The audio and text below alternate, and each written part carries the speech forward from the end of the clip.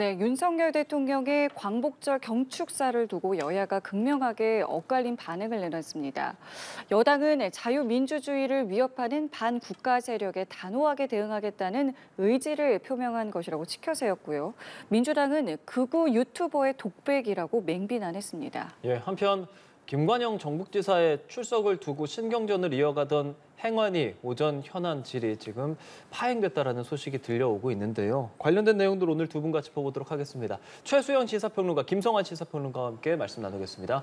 두 분 어서 오십시오. 네, 안녕하세요. 예, 안녕하십니까? 안녕하십니까. 네, 오늘 본격적인 대담에 앞서서 이 윤 대통령의 부친의 별세 소식부터 잠깐 좀 짚어보도록 하겠습니다. 고 윤기중 연세대 명예교수가 92세의 나이로 별세를 했습니다. 워낙 이 윤 대통령과는 아주 각별한 부자 관계가 잘 알려져 있었잖아요. 네. 그러니까 지금 뭐 이 세간에 알려진 뭐 아주 각별한 부자 관계를 넘어서 예. 윤석열 대통령께서 뭐 제1의 멘토로 여겼다 이런 이제 예, 보도까지 예. 나오고 있지 않습니까? 그러니까 윤석열 대통령께서 고비마다, 그러니까 말하자면 뭐 검찰총장 재직 시라든가 정계에 입문하던 과정 이런 과정을 통해서 윤기중 교수께서 항상 윤석열 대통령에게 원칙을 강조했고, 그다음에 고비마다 또 좋은 분들도 소개하면서 우리 윤석열 대통령이 뭔가 잘못한 길이 있을 때 어미 꾸짖어 달라고 그렇게 얘기하는, 정말 말하자면 단순히 부자 관계를 넘어선 그런 어떤 멘토 관계를 보였는데, 네. 참 이렇게 윤석열 대통령께서 더더군다나 아주 중요한 지금 캠프 데이비드 3자 지금 삼국 지금 대면을 앞두고 이런 네. 일을 당해서 저도 마음이 굉장히 무겁습니다만은 네. 대통령께서 국정 공백이 없도록 잘 좀 참모들에게 국정 공백이 없는 것을 당부하셨고, 또 지금 여러 가지 지금 많은 분들이 조문을 오고 계시지 않습니까? 예. 저는 또 이 과정을 통해서 여야 관계라든가 그다음에 국민 통합에 대한 어떤 그런 것들도 이루어질 수 있기 때문에, 사실 이런 부분들은 2019년에 문재인 대통령께서 그 보친상을 당하시는 현직 대통령은 처음에 부친상 아니겠습니까? 그런 점에서 저는 또 물론 이게 굉장히 아픈 소식이긴 하지만 또 이 기회가 많은 분들이 또 대통령께 조문하면서 네. 조금 더 우리 정치가 조금 더 화합의 길로 가는 또 그런 단초가 됐으면 하는 그런 바람도 갖고 있습니다. 말씀하신 대로 정치권을 포함해서 뭐 각계 인사들의 조문이 이어지고 있다라는 소식은 들려오고 있는데, 그 가운데 이제 민주당 이재명 대표도 어제 빈소를 찾았더라고요. 뭐 그 모습 좀 어떻게 보셨습니까? 그러니까 당연한 거죠. 그러니까 현직 대통령과 아버님이 돌아가셨는데 어떻게 제1야당 대표가 참석하지 않을 수 있겠습니까? 뭐 당연한 일이라고 생각하고요.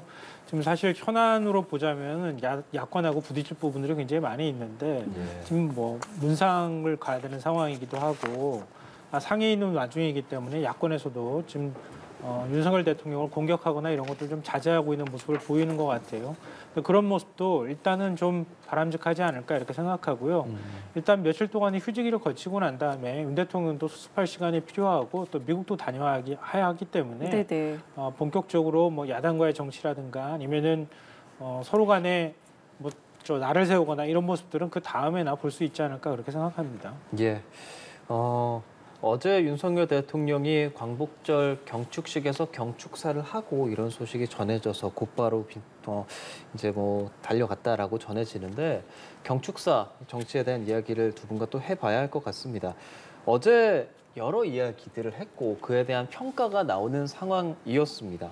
전반적으로 경축사 어떻게 들으셨는지 궁금합니다. 네, 사실 대통령의 메시지라는 것이 이제 8.15 경축사, 그다음에 3.1절 경축사를 통해서 대부분 이제 우리 외교 안보라든가 이제 국내 정치 전반에 대해서도 이제 언급이 되는 게 있는데, 지난해 8.15 경축사가 조금 저는 담론 수준, 그러니까 말하자면은 총체적인 어떤 윤석열 정부의 그때가 출범한 지 이제 한 3, 4개월 정도 된 시기였기 때문에 청사진을 그린 좀 담론의 그 선언이었다면, 올해 경축사는 굉장히 구체적이고 디테일했다라고 이제 말씀을 드리고 싶고, 그다음에 이제 외교 안보라든가 우리 국제 현안이라든가 그다음에 국내 정치라든가 그다음에 윤석열 대통령께서 앞으로 가셔야 할 국정 방향이라든가 조목조목 제가 보기에는 굉장히 잘 나열했다고 생각합니다. 그러니까 분량도 사실 3.1절 경축사에 비하면은 2배 이상 늘어났던 분량이라고 합니다. 그래서 예.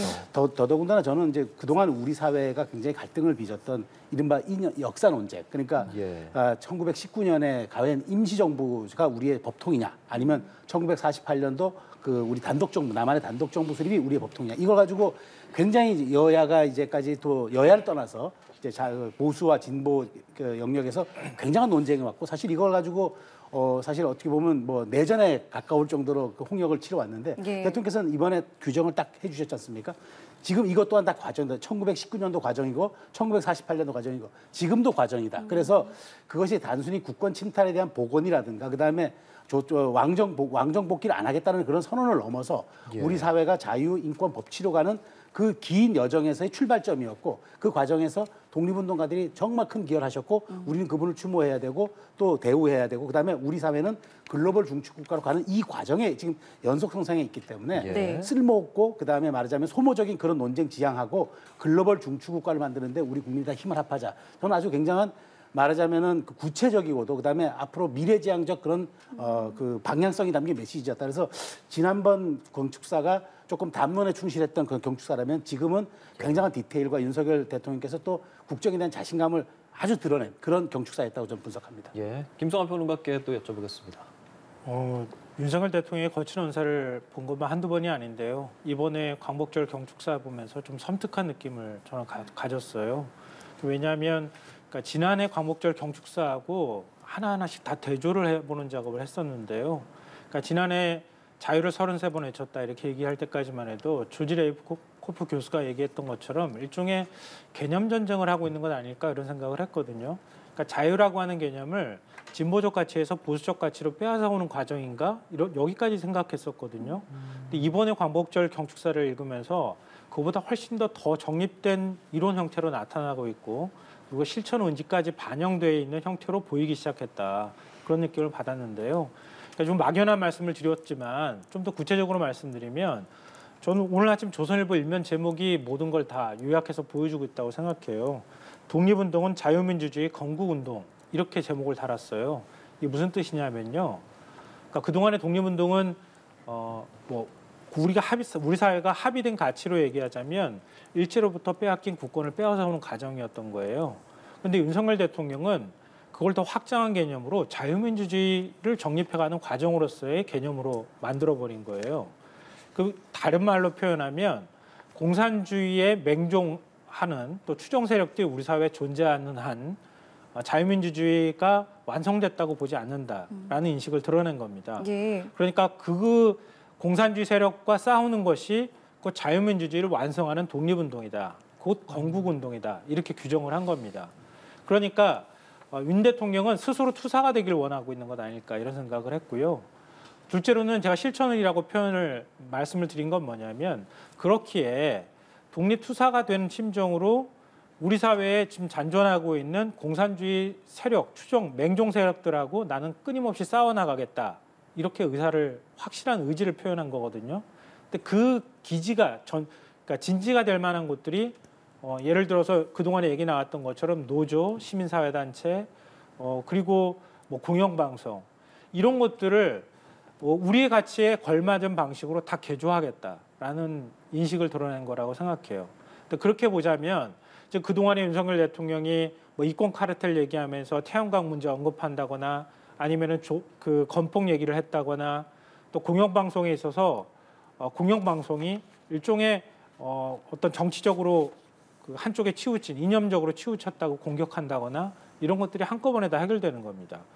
그러니까 그런 걸 종합해 보면 지금 야권에서 얘기하는 것처럼 대통령이 비뚤어진 역사인식이나 아니면 극우 유튜버의 독백 형태로 드러난 것이 아니라 이제 치밀하게 계산된 역사인식과 또 앞으로 국정운영 방식이 그대로 투영되어 있는 건국절 그 경축사였다. 그러니까 야권에서 이걸 그냥 쉽게 넘길 부분이나 아니면 정치 공세로 넘기는 것이 아니라 좀 더 깊이 있게 고민해서 이걸 어떻게 대응할 것인지를 고민하지 않으면 내년 총선까지 윤 대통령은 끊임없이 이런 방식으로 정치를 해나갈 가능성이 매우 높다 이렇게 생각했습니다. 예, 그럼 일단 이 여야에서는 어떤 입장을 좀 내놨는지 듣고 각각의 내용에 대해서 두 분의 입장을 좀 하나씩 좀 살펴보겠습니다. 함께 들어보시죠. 윤석열 대통령은 어느 시대를 살고 있으며 도대체 무엇을 보고 듣는 것입니까? 공산 전체주의를 맹종하는 반국가 세력은 도대체 어디에 있으며 민주, 인권, 진보로 위장해 폐륜 공작을 벌이는 공산 세력은 누구입니까? 대통령이 극우 유튜버 채널에 심취해 유신 독재 시대를 살고 있는 것은 아닌지 깊이 의심됩니다. 오늘 대통령의 광복절 경축사는 없었습니다. 극우 유튜버나 아스팔트 우파 같은 독백만 있었을 뿐입니다. 더불어민주당에 묻습니다. 공산 전체주의를 맹종하는 반국가 세력에 대한 정부의 단호한 의지를 비난하는 이유가 무엇입니까? 눈에 보이는 반국가 세력을 없다 하는 이유가 무엇입니까? 더불어민주당이야말로 어느 시대에 살고 있으며 도대체 무엇을 보고 듣는 것입니까? 선열들이 목숨 바쳐 지킨 조국 대한민국은 누가 뭐라고 하더라도 자유민주주의 국가입니다. 예, 지금 보신 것처럼 여야의 입장은 상당히 극단적으로 좀 엇갈렸고요. 두 분의 의견도 간단하게 들어봤습니다만은 엇갈리는 모습을 봤는데 이제 그 중에 하나가 이제 대표적인 게 반국가 세력에 대한 언급이었습니다. 여기에 대해서 좀 어떤 생각 갖고 계신지 먼저 들어볼게요. 그러니까 지금 민주당의 논평을 놓고 보면은 반국가 세력이라는 이제 말에 집착을 해가지고 마치 대통령께서 국민 통합을 하셔야 될 사람이 반국가 세력을 지칭해서 국민을 갈라치게 한다. 이게 극우 유튜브의 인식 아니냐. 이런 지금 논리로 대응하고 있는 것 같은데 이 연설을 잘 들여다보면 그게 아니에요. 대통령께서 자유를 얘기하실 때 자유와의 대립항은 공산주의였고 그다음에 민주주의의 대립항은 전체주의였던 거예요. 그래서 우리가 자유와 민주주의를 추구하는 국가 아닙니까? 그렇기 때문에 우리는 이 반대쪽 전선에 서 있는 공산주의와 전체주의를 반드시 이겨내야죠. 그것이 우리가 이겨내고 비로소 우리가 이제 그것을 이제 극복해낼 때 비로소 자유, 인권, 법치라는 대통령께서 말씀하신 글로벌 중추국가의 말하자면 국가의 완성이 되는 거란 말이죠. 이 과정에서 말하자면은 진보를 가장해서 네. 국민을 분열하고 그다음에 국민을 갈등시키고 우리 사회를 혼란으로 빠뜨리고 그다음에 어떤 패거리 문화를 통해서 자신들의 이익을 관찰해내는 이런 것들이 바로 반국가 세력이다. 이걸 극복해 나가자고 하는데 마치 이것이 국민을 갈라치게 했다고 이렇게 평가하는 건 저는 온당하지 않아 보이고 대통령께서 했던 말씀은 정확하게 우리 사회가 그러면 그 독립운동가들이 지금까지 끌고 온 것도 건국의 시초로서 온 거고 그다음에 우리가 이분들을 예우해야 되는 것도 건국이 지금 아직도 우리가 완성되지 않은 과정이기 때문에 네. 우리가 글로벌 중추국가 자유인권 법치가 비로소 뿌리 내리는 그런 국가가 될 때까지 우리는 끊임없이 투쟁해야 된다. 다만 그것에 반해서 하는 사람들이 반국가 세력으로 통칭한 거지 여기에 대해서 마치 무슨 이것을 막 유신 시대로 되돌리거나 혹은 뭐 이걸 가지고 이제 이념 논쟁으로 가가지고 다시 옛날로 치면은 그게 이제 무슨 뭐 공산당 시절을 다시 이제 우리가 소환한다거나 그런 얘기를 한 게 아니라는 거죠. 정확하게 자유와 민주주의의 대립항으로서 그런 세력에 대해서는 우리가 분명히 극복해내야 된다는 그런 메시지를 갖는데 너무 단순하게 네. 극우 유튜버다 혹은 뭐 유신 시대로 소환하자는 거냐, 돌아가자는 거냐 이렇게 대응하는 거는 심성환 평론가도 지적했지만 대통령의 그 지금 이 워딩과 메시지는 사실 굉장한 지향성을 갖고 있기 때문에 이렇게 단순하게 평가하기는 야권이 좀 제가 보기에 너무 이걸 1차원적 대응을 하고 있는 거라고 저는 생각합니다. 최 평론가님 말씀에 어떻게 좀 동의하십니까? 그러니까 그 전체적인 분석에 대해서는 동의하는데요. 네. 근데 이거는 뭐 이념 전쟁을 일으키거나 그럴 만한 요인이 안 된다 이렇게 말씀하시는 거에는 동의하기가 어려워요. 그걸 일으키려고 하는 게 윤 대통령의 의지니까요. 그 의도고요. 그걸 야권이 간파해야 된다고 제가 말씀을 드린 거고요.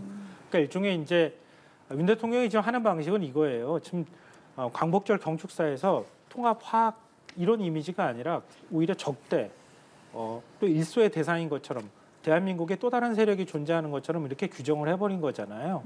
그게 윤 대통령의 의지인 거예요. 뜻이고. 이건 무슨 뜻이냐면은 그러니까 아까 제가 독립운동을 새로운 방식으로 그 개념 정립을 했다고 말씀드렸잖아요. 그러니까 개념 전쟁을 하고 있다는 표현도 말씀드렸는데요. 그러니까 윤 대통령이 바라보는 자유 대한민국은 이런 나라인 거예요. 그리고 자유 대한민국이 건국이 완성되지 않았다고 하는 것은 그 자유 대한민국을 위협하는 세력이 대한민국에 상존하고 있다는 개념을 전제하고 있는 것이거든요. 그러니까 그런 그 자유민주주의 위협하는 세력들을 일소하거나 아니면 우리 사회에서 없애야 될 대상으로 규정한다는 겁니다. 이게 적대적 인식을 드러내는 거라고 볼 수 있는 거예요. 이게 광복절 경축사에서 할 말인가? 이 부분에 대해서도 저는 뭐 동의하기는 어렵고요. 그리고 이런 인식을 갖게 되면 네. 수단이 어떤 목적을 다 합리화하는 현상이 나타날 수 있어요. 예를 들면 윤 대통령이 말하는 건국운동을 계속 진행한다고 가정을 해보죠. 그러면 저기에 분명하게 적이 존재합니다. 위협하려고 하는 반국가 세력이 존재해요.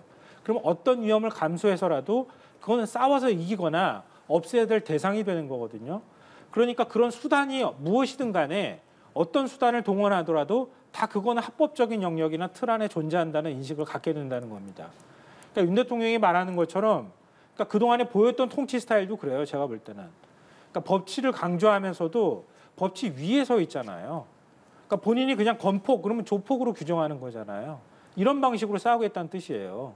이러면은 우리 사회에 어떤 그러니까 그 누군가는 알지는 못하지만 대통령이 규정하면 바로 적이 되는 이런 사회가 된다는 뜻이거든요. 바로 이것 때문에 제가 굉장히 섬뜩하다. 이런 논리로 통치를 하게 되면 곧 독재로 가는 이런 형태가 될 수밖에 없다고 하는 점에서 매우 우려스럽다 이런 말씀을 드리고 싶습니다. 예, 반론 좀 들어볼게요. 그러니까 저는 이제 그 말에 동의하기 어려운 게 물론 대통령께서 통합의 언어를 이제 얘기를 하셔야 한다. 그건 저는 그 말에 동의합니다. 그런데 지금 우리가 사실은 지금 처한 현실이 굉장히 엄혹합니다. 왜냐하면 지금 대통령께서는 그런 거죠. 우리 자유민주주의를 구현하기 위해서는 아직도 잔존하고 있는 공산 전체주의를 척결을 해야 되고 그다음에 여기에 붙어있는 부조리와 비리를 모두가 우리가 그걸 극복해내고 이겨내고 나가는 게 나의 국정 철학이다라는 그 얘기를 하고 있는 거고 그다음에 실질적으로 저는 이게 북한의 간첩을 얘기했다고 보는 게 아니라 우리 사회에서 그래서 진보를 가장했다고 했잖아요. 마치 이제 이것이 우리 모두 사회 모두에 도움이 되는 것처럼 얘기하지만 실제로는 자신들의 이익에 복무하거나 혹은 어떤 그 국민 분열을 조장할 수 있는 이런 세력들은 반드시 우리가 극복을 내야 된다는 강력한 메시지를 한 거고 이 사이에 있는 이를테면은 뭐 그게 건폭일 수도 있는 거고 아니면 이권 카르텔일 수도 있는 거고 이 뭐 LH에 나오는 뭐 그런 저야말로 자기 제 식구 감싸기의 모습일 수도 있는 거고 네. 여러 가지 형태로 나타날 수 있는 거죠. 그래서 네. 저는 이 부분을 너무 이념적으로 치환하는 것은 제가 온당하지 않다고 보는 거는 대통령께서 말씀하시는 글로벌 중추국가로 가기 위해서는 우리가 최소한 말하자면 글로벌 기준에 걸맞는 그런 국가가 돼야 되지 않느냐라는 측면을 저는 강조했다는 얘기로 봐요. 예. 근데 이건 굉장히 위험한 건데요. 이게 독재자의 언어예요. 바로 규정하는 거예요. 그냥 당신은 반국가 세력이야라고 규정하는 겁니다. 근데 그거는 어떻게 규정하는 겁니까? 규정하는 사람 마음인 거예요. 그러니까 반국가 세력이고 공산주의 전체주의 이념을 맹종하는 사람입니다라고 마음대로 규정했던 시절이 과거 우리 독재 시절이었어요. 윤 대통령이 바로 그렇게 하겠다는 뜻인 겁니다. 그러니까 제가 이거를 그냥 감정적인 대통령의 그냥 언어로만 인식하면 안 된다고 말씀드린 이유는 뭐냐면 대통령이 이런 인식을 드러내는 그 밑바탕에는 우리 사회의 기본적인 토대를 바꾸겠다고 하는 의지가 들어가 있다는 거예요. 그러니까 과거 이명박 정부 시절에 블랙리스트, 화이트리스트 만들어서 배제하고 이분법으로 나눠서 지원해야 될 대상과 지원하면 안 되는 대상 이렇게 구분하는 방식이었단 말이에요. 그때 이른바 기술자들이 지금 돌아와서 오히려 그거보다 더 치밀하게 우리 사회에 있어서 보수의 토대를 만드는 작업을 하겠다는 뜻을 보이고 있는 것이다. 그래서 하다못해 민주노총이면 민주노총 이적단체, 그럼 이적단체가 되는 겁니다. 시민사회단체 보조금 빼먹는 그런 우리 사회에 국민 혈세를 낭비하는 그런 세력, 그럼 그런 세력이 되는 거예요.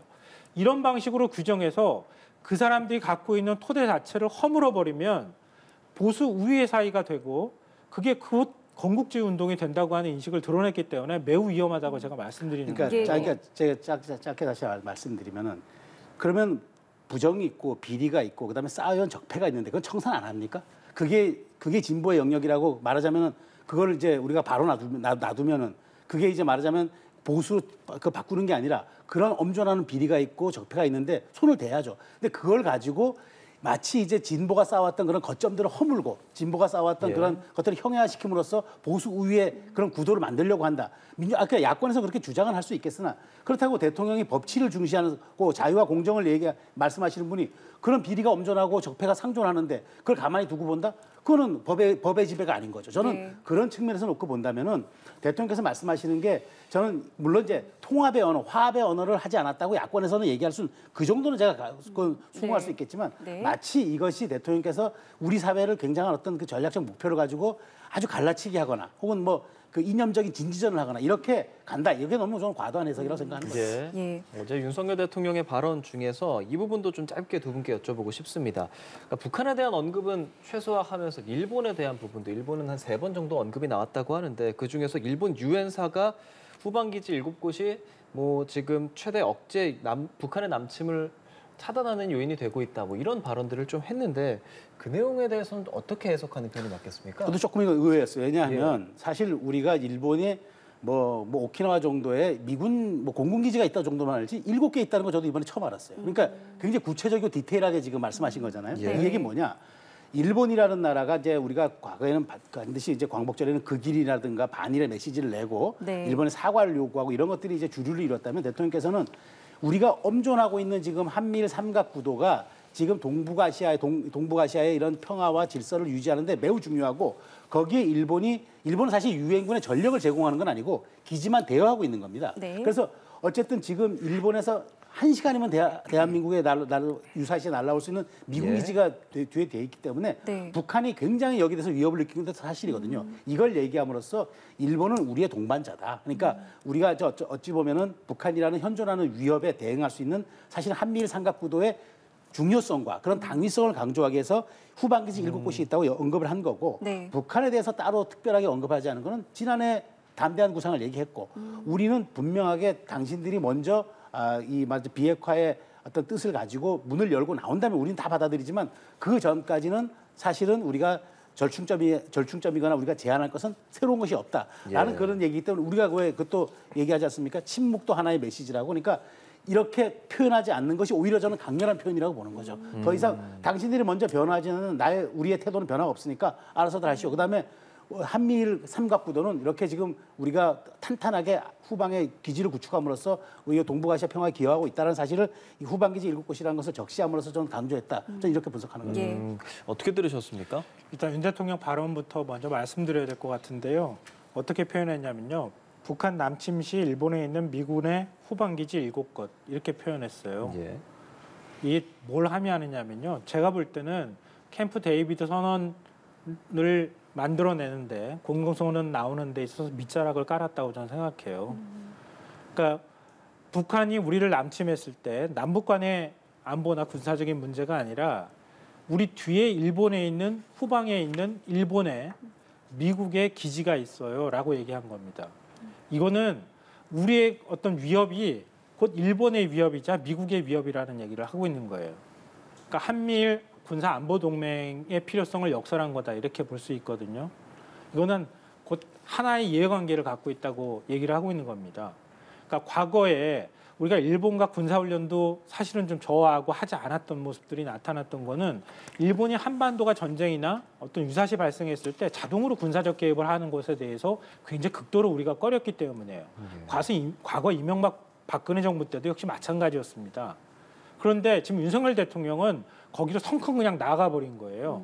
우리 한반도에 유사시 어떤 문제가 발생하면 바로 자동으로 일본과 미국이 전쟁에 개입할 수 있는 겁니다라고 얘기하고 있는 거거든요. 예. 근데 미국 언론이 보도하고 있는 것처럼 캠프 데이비드 선언이 나오는 것이 3자 동맹을 토니 블링컨 미 국무장관도 언급했다고 하잖아요.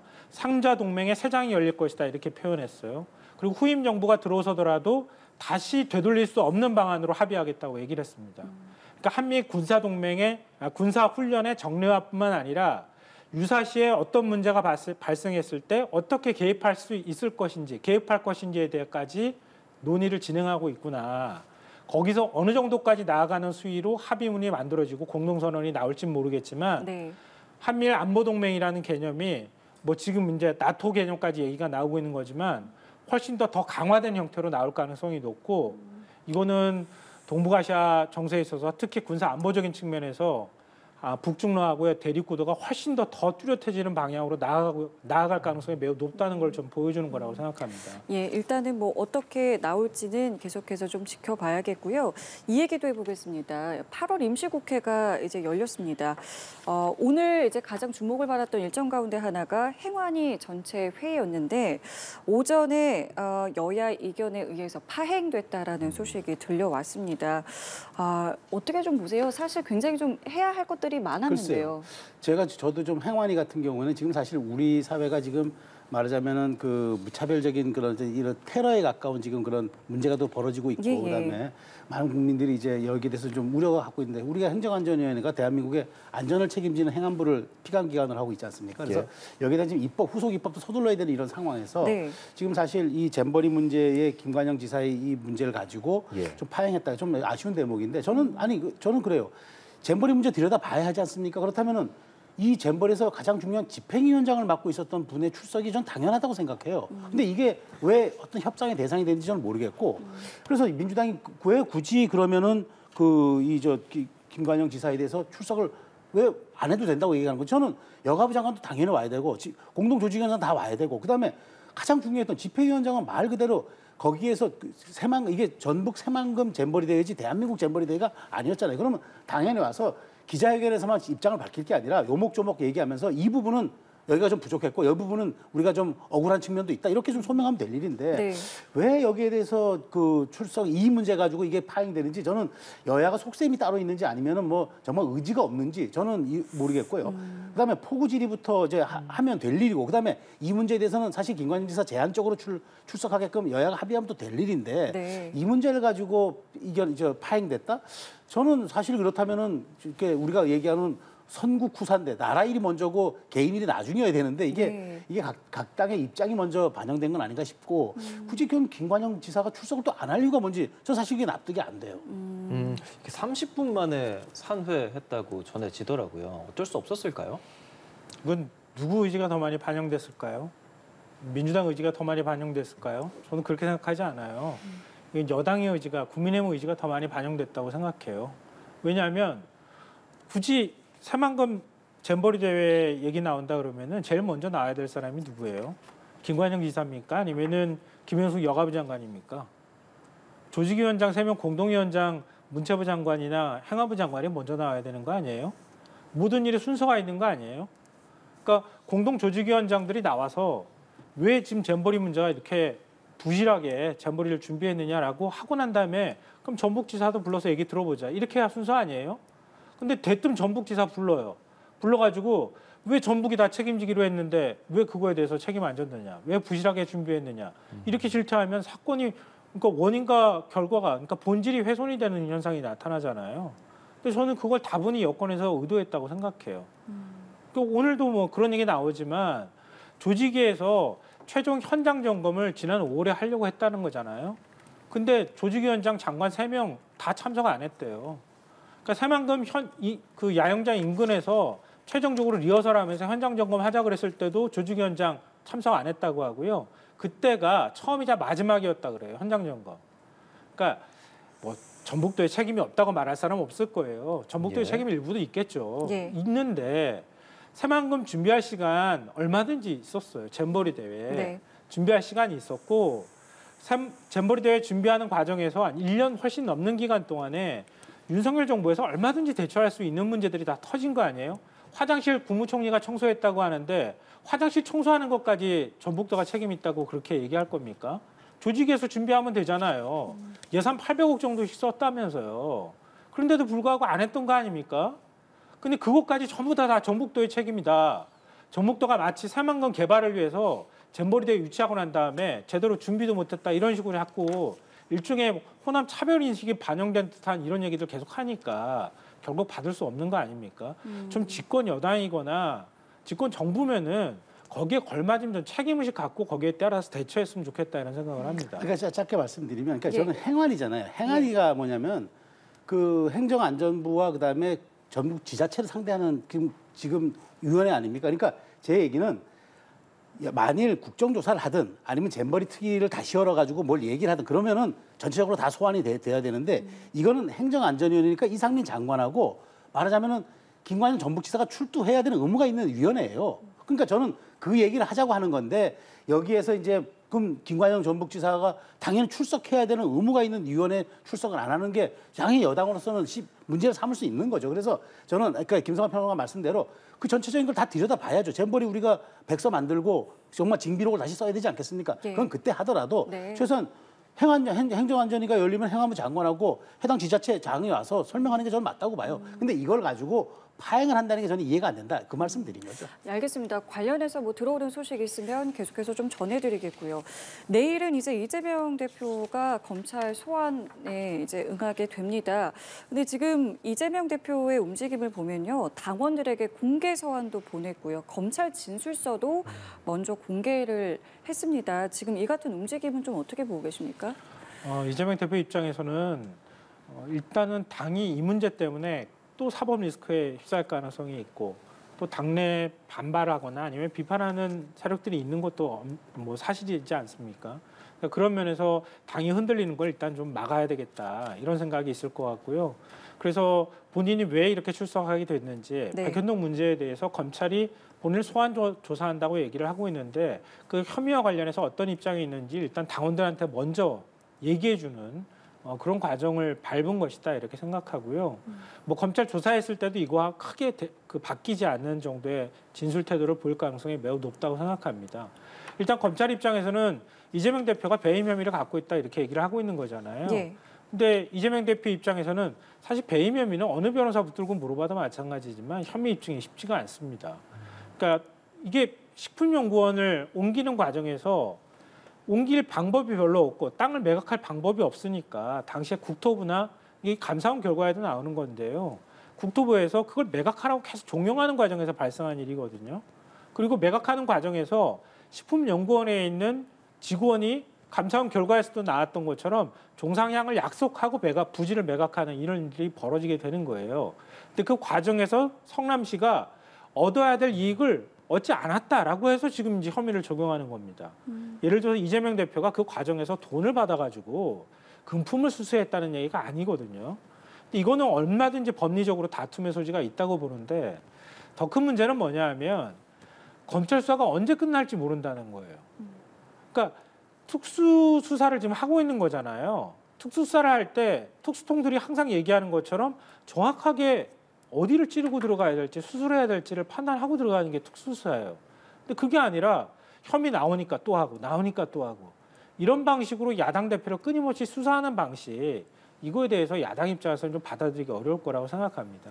그런 면에 있어서 예. 검찰 소환을 앞두고 일종의 여론전도 해야 될 필요가 있을 거고요. 당원들을 설득하는 작업도 필요했을 거라고 생각합니다. 앞서 이제 뭐 세 차례 소환 조사에 응했을 때도 뭐 여러 가지 뭐 이제 대응을 했긴 했습니다만은 지금이 조금 더 내용적인 측면이나 뭐 대응적인 측면에서 적극적이다라는 이제 좀 생각이 들거든요. 지금의 모습 좀 어떻게 판단하세요? 그러니까 대장동 지금 이제까지 재판받았던 건 대장동 관련이었고 예. 김문기 씨 관련이었잖아요. 예, 예. 근데 이번 건은 새로운 백현동 개발 건이에요. 이게 왜 문제가 되냐면은 지금 이재명 대표의 말을 보면 1원 한 푼 받은 적이 사익 취한 게 없고 한 점 부끄럼 없다. 이거 대장동 때도 하던 얘기예요. 그러니까 돈을 받은 거 없을 수 있어요. 왜냐? 돈을 받는 순간 뇌물수뢰죄가 되니까. 네. 그러니까 제가 보기에 돈은 다른 사람이 받아서 대리로 할 수 있어요. 중요한 거는 이재명 대표가 당시 시장일 때 여기에 대해서 분명히 처음에 백현동 사업에서 얘기했습니다. 반드시 성남도시개발공사를 참여시켜라. 지시했어요. 네. 지시가 구체적으로 나와 있어요. 그런데 어느 순간 성남도시개발공사 사라지고 거기에 이제 뭐 김인섭 씨라는 사람이 끼면서 갑자기 이게 부지가 상향률이 2단계가 뜁니다. 네. 뛰어가지고 말하자면 그 옹벽을 그러니까 말하자면 이게 너무 높이다 보니까 밑을 깎아야 되기 때문에 옹벽을 둘 수밖에 없는 기형적 구조로 됩니다. 그런데 이재명 시장은 이 얘기를 하죠. 국가가 국토부 요구에 응했을 뿐이다. 네. 국토부는 또 이런 요구한 적이 없다고 그래요. 그러니까 저는 여기에 대해서 밝히면 될 일을 왜 그러면은 성남도시개발공사가 참여했었으면은 최소한 이익을 성남시가 많이 가져갔을 텐데 왜 성남도시개발공사가 다 빠지고 이게 그 부지 상향률이 높아지면서 왜 업자가 3천억 원을 가져갔느냐? 그거를 소명하면 될 일이라고 봐요. 그러니까 지금 여기에서 나는 이런 한 푼 받은 게 없고 한 점 부끄러움이 없다. 그다음에 뭐 다 이건 국토부가 지시한 건 박근혜 정부 탓이다라고 얘기를 하는데 법정에서 얘기하면 될 문제고 제가 보기에 네. 왜 본인이 지시했던 성남도시개발공사가 빠지고 왜 업자가 3천억 원 이익을 가져갔느냐. 그것만 좀 소명하면 돼요. 근데 이게 배임인 거죠. 3천억 원의 손해를 만일 이게 입증이 된다 그러면은 성남시가 가져갈 거를 업자가 가져간 거 아니겠어요? 거기에 대해서 지금 구체적으로 또 얘기가 얼마까지는 이재명 시장과 정진상 실장에 주겠다고 얘기했던 뭐 그런 얘기까지 지금 보도가 되고 있기 때문에 예. 저는 그런 점들을 이재명 대표가 이제 나가서 하면 될 일이고 백현동 문제에 대해서 이렇게 좀 강렬하게 대응하는 건 최근 이화영 전 부지사 사건과 이 백현동 사건이 이재명 대표에게 과거 있었던 대장동 사건이라든가 그다음에 고 김문기 씨에 대해서 모른다고 한 그 사건과는 조금 다르게 이게 혐의가 구체화됐기 때문에 이렇게 좀 적극 대응을 하는 건 아닌가. 지금 뭐 사실 그 김문기 씨 사건 관련해서는 안면 인식 장애가 있다고까지 얘기할 정도로 지금 말하자면은 그런 거는 조금 그 포괄적으로 대응이 가능하지만 이 부분은 저는 구체적으로 지시가 있었고 그다음 지시가 바뀐 게 있었고 지시가 바뀐 걸로 인해서 업자의 이익이 있었고 이런 점들은 네. 재판에 상당히 논란거리가 될 거라고 봅니다. 예, 두 분 입장 들어봤고요. 내일 출석도 지켜보도록 하겠습니다. 이런 가운데 광복절 특사로 사면된 인원 중에서 정치권에서도 또 많은 이야기 나오는 게 김태우 전 강서구청장이거든요. 조국 전 장관과 김태우 전 구청장 둘 사이의 이야기들이 계속 언론에 나오고 있는데 자신이 특별감찰반원이었을 때 민정수석이었던 조국 전 장관에 대해서 최악의 민정수석이다라고 비판을 했고 도둑 잡으라고 신고했더니 도둑놈이 신고자 보고 나쁜 놈이라고 한다. 이런 얘기들을 했습니다. 어떻게 들으십니까? 그 조국팔이 이제 그만했으면 좋겠어요.